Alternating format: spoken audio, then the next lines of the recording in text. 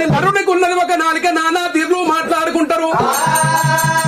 మరి తాగితేనేమో తాగబోతోడంటారు, తాగబోతేనేమో పీసినారోడంటారు. మరి ఒర్రితేనేమో ఒర్రుబోతోడంటారు, ఒర్రకుంటేనేమో నల్లి కుట్లోడంటారు. మరి తిరిగితేనేమో తిరుగుబోతోడంటారు, తిరగకుంటారు రండ ఆడదాని లెక్క ఇంటనే ఉంటాడంటారమ్మా.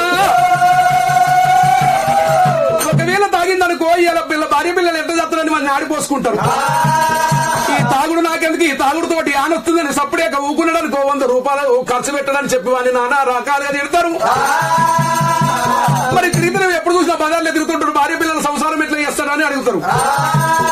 ఒకవేళ నేను ఎవరితోటి తిరుగుడేందుకు నా పని నేనే చేసుకుంటే అటు ఆడదాని లెక్క ఇంట్లో ఉంటాడు, పోతే బాయికాన్నే ఉంటాడు, 10 మందికి రాడు, 5 రూపాయలు పెట్టి రోడ్డు మీద వచ్చి ఆదాగాడు అంటారు.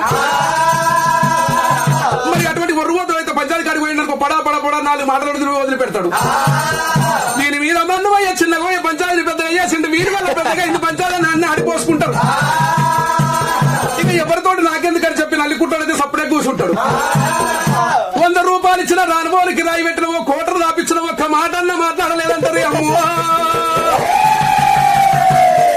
నరము లేని దానికి నానా తీర్లా మనము కూడా అంటామమ్మా. రామ రామ